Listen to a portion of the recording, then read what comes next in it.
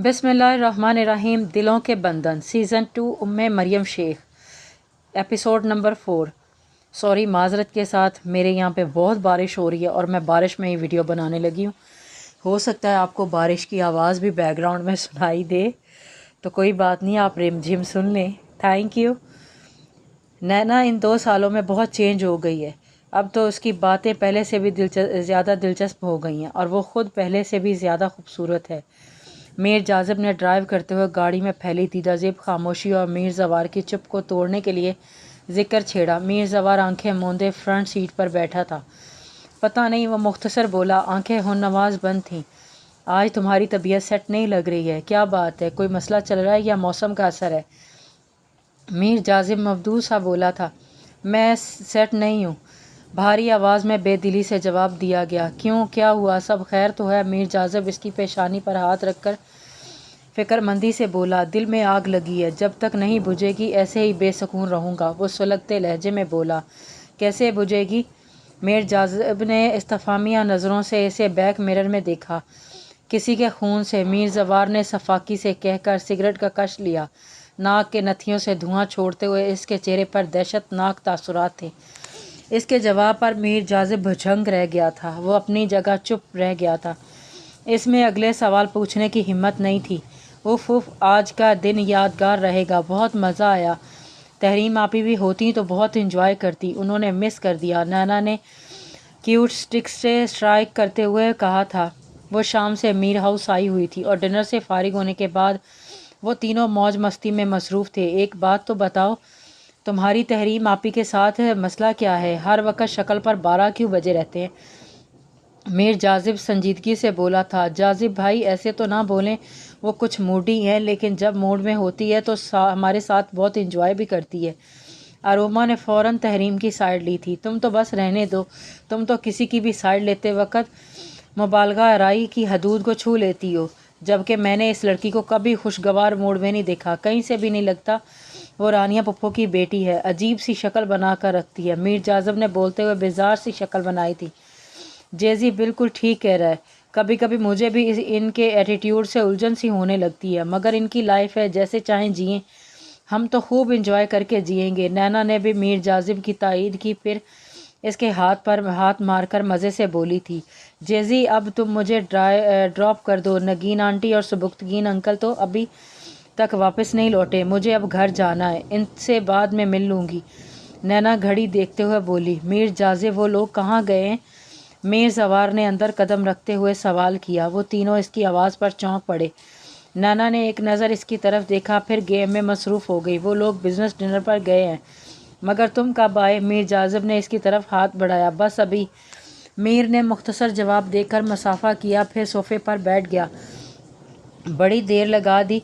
कहाँ थे? मैं तो तुम्हें मिस कर रहा था। मीर जाज़िब इसके साथ बैठ गया। नैना बीबी आई हुई थी, वो हमारी कंपनी कहाँ एंजॉय करती, इसलिए सोचा क्यों ना आवारा गर्दी कर ली जाए। मीर ज़वार इसकी कल वाली बात को जता कर बोला था। इट मीन्स आपके बारे में जो खबरें गश्त करती रहती हैं वो कुछ कुछ हकीकत पर मबनी होती हैं। नैना स्टिक छोड़कर तीखे लहजे में बोली, फिर नज़ाकत से चलती हुई इसके सामने आ बैठी। अरोमा और मीर जाज़िब ने इसके अंदाज़ पर गहरी सांस खींच ली। अच्छा, हमें भी पता चले, आपने ऐसा भी क्या सुन लिया? मीर ज़वार ने पेशानी पर बल डालकर इस्तिफादा किया था। छोड़ो यार, इसको तो ऊँट पटांग बोलने की आदत है। तुमने खाना खा लिया या अब खाओगे? मीर जाज़िब ने इसकी तवज्जो हटाने की कोशिश की। ज़ारी भाई, आपने डिनर किया हो या नहीं, लेकिन आपको सूप ज़रूर पीना पड़ेगा। मैंने खुद बनाया। अरुमा बोली। ज़रूर पीऊँगा, जाओ तुम लेकर आओ। मीर ज़वार ने अरुमा को काम पर लगाया ताकि नैना से अच्छी तरह निपट सके, जबकि सूप की गुंजाइश हरगिज़ नहीं बन रही थी। थोड़ा टाइम लगेगा, आपके लिए फ्रेश बना कर लाती हूँ, अरुमा कहकर चली गई थी।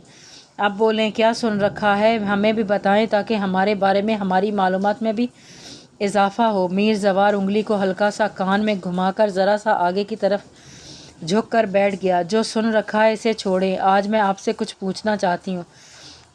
नैना हिचकिचाते हुए बोली। मीर ज़वार की बारोब शख्सियत के सामने नैना जैसी बोल्ड कॉन्फिडेंट लड़की भी हिचकिचाहट का शिकार हो रही थी। मेरी समात हाजिर है। मीर ज़वार इसी तरह झुके हुए गोया हुआ। मिनिस्टर मीर ज़फ़र अली साहब, माना कि आप बहुत मशहूर और मारूफ शख्सियत हैं, अक्सर ही आपका नाम मुख्तलिफ स्कैंडल से जुड़ा रहता है। उफ़, ये लड़की बिल्कुल अकल से पैदल है, न जाने इस सर फिरे इंसान से कौन सा उल्टा सीधा सवाल पूछने लगी है। मीर जाजिब ने घूर कर नैना शाह को देखा। इसकी घूरी को खातिर में ना लाते हुए नैना ने अपनी बात जारी रखी।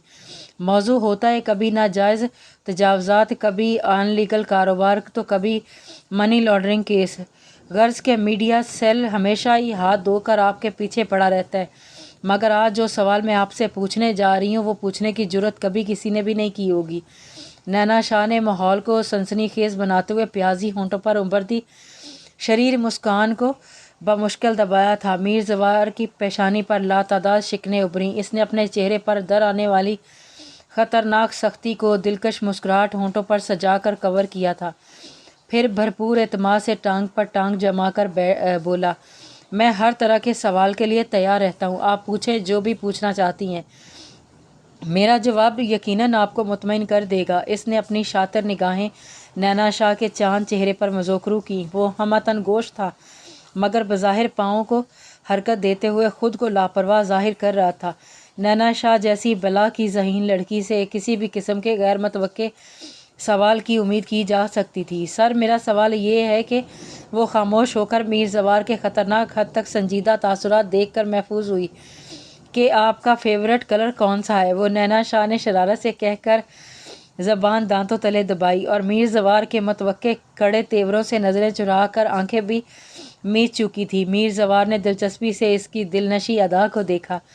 मीर ज़फ़र और मीर जाजिब का मुश्तरका कहका बेसाख्ता था। पिंक, शायद आज के बाद पिंक कलर ही मेरा हार्ट फेवरेट कलर होगा, मीर ज़फ़र धीरे से खंगार कर बोला था। नैना शाह के होंठों पर मुस्कान उभरी। इसके मुस्कुराने से बाएं रुखसार में पड़ने वाला डिम्पल गहरा हो गया था। मेरा ख्याल है अब मुझे चलना चाहिए, अम्मा वेट कर रही होंगी। वो मीर ज़फ़र की बात का मफ़हूम समझ कर नज़रअंदाज कर गई और वो एक अदा से सोफ़े से उठते हुए बोली। ब्लू जीन्स पर पिंक शॉर्ट टॉप में वो बला की पुरकशिश लग रही थी। शोल्डर कट सिल्की बाल शानों पर बिखरे हुए थे। हाफ स्लीव्स टॉप में से धोदिया बाजू क़यामत खेज नज़ारा पेश कर रहे थे। मीर ज़फ़र गहरी नज़रों से डिम्पल समेत इसके हसीन सरापे का जायज़ा ले रहा था। जेजी, तुम मुझे ड्रॉप कर दो, ड्राइवर के साथ मैं नहीं जाऊंगी। इसने नाक चढ़ाई। मैम, आपका खादिम हाजिर है। मीर जाजिब सीने पर हाथ रखते हुए खड़ा हो गया था। तुम्हें यहीं बैठे रहना है, मैं 10 मिनट में नैना को ड्रॉप करके वापस आ रहा हूँ, मीर जाजिब बोला। मीर ज़फ़र ने सर के इशारे से इसे जाने के लिए कहा। ओ, सबसे इम्पोर्टेंट सवाल पूछना तो मैं भूल ही गई। नैना ने पलट कर सर पर हाथ मारा था। अब पूछ लें, मैं सवाल पूछने के पैसे नहीं लेता। मीर ज़फ़र ने दाढ़ी पर हाथ फेर कर अपनी घनी मूँछों पर उंगली घुमाई। मैं देने वाली भी नहीं हूँ। आप गरीब आवाम को लूट सकते हैं पर मुझे नहीं। नैना शाह खिलखिला कर हंस पड़ी। सिर्फ फैमिली मेम्बरान ही नहीं, अब तो पूरा पाकिस्तान ये मुतजस्सिस है कि आखिर आपकी शादी का मुबारक दिन कब आएगा। नैना शाह ने फिर शरारत की थी। मीर ज़फ़र चंद लम्हे खामोश नज़रों से इसे देखता रहा, फिर सोफ़े से उठकर मजबूत कदम उठाता हुआ इसके मुकाबिल आकर खड़ा हो गया। वो हूबहू मीर सजावल की परछाइयाँ था। इसी की तरह दिलकश, मखमूर, मदहोश कर देने वाली आंखें, इसके जैसा ऊंचा मजबूत कद काठ, इसी की जैसी दिल धमकती शादाबी रंगत, मगर भरे भरे खूबसूरत होंठों की दिल मोह लेने वाली मुस्कुराहट में ज़रताज का अक्स नज़र आता था, जिसे वो बहुत ही कम अपने मखसूस लोगों के लिए इस्तेमाल करता था, वरना तीखे मगरूर नकूश में ज़बानें भर की संजीदगी और रवानियत छलकती थी। अगर आप राज़ी हैं तो आज ही कर लेते हैं, वरना जब आपका मूड हो मुझे इन्फॉर्म कर दीजिएगा, मैं हाजिर हो जाऊंगा। वो गंभीर भारी आवाज़ में बराह रास्त नैना की आंखों में झांकते हुए बोला, फिर 2 कदम का फासला मिटाकर इसके बेहद नज़दीक आ गया। इसकी मकनातीसी आंखों ने नैना पर सहर तारी कर दिया था। इसे लगा मीर ज़फ़र ने इसे अपनी नज़रों से पोर पोर झकड़ लिया है।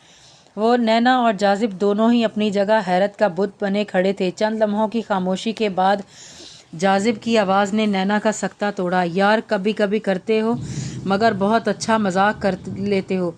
जाजिब ने इसकी कमर धीरे से थपथपाई थी। चलें, देर हो रही है। वो हंसते हुए नैना की तरफ मुड़ा। हाँ, वो मीर ज़फ़र से नज़रें चुरा कर फ़ौरन से बेशतर पलट गई थी। میر زوار نے سگریٹ سلگا کر گہرا کش لیا اور دھواں فضا میں بکھیر دیا۔ وہ دھوئیں کے مرغولے میں نینا کی پشت کو مسکراتی نگاہوں سے دیکھ رہا تھا۔ اس کے ہونٹوں پر فاتحانہ مسکراہٹ کھیل رہی تھی۔ وہ نینا کو پزل کرنے میں کامیاب ہو گیا تھا۔ در حقیقت اس نے اپنا سیاسی دماغ استعمال کرتے ہوئے ہاتھوں ہاتھ نینا کے مذاق کا بدلہ چکایا تھا۔ وہ بدلہ لینے میں تھوڑی سی بھی دیر کی تاخیر کرنے کا قائل نہیں تھا۔ یہ عادت اسے اپنے باپ سے وراثت میں ملی تھی۔ شاہ، کافی دنوں سے میں نے تم سے ایک بات کرنا چاہ رہی ہوں، مگر تم ہو کہ فرصت میں ہی ملتے ہی نہیں ہو۔ اروش نے زائم شاہ کو اپنے کمرے میں بلوا لیا۔ آپ بولیں، کیا کہنا چاہتی ہیں؟ اس وقت میں بالکل سننے کے موڈ میں ہوں، بلکہ میں خود آپ سے ایک ضروری بات کرنا چاہتا ہوں۔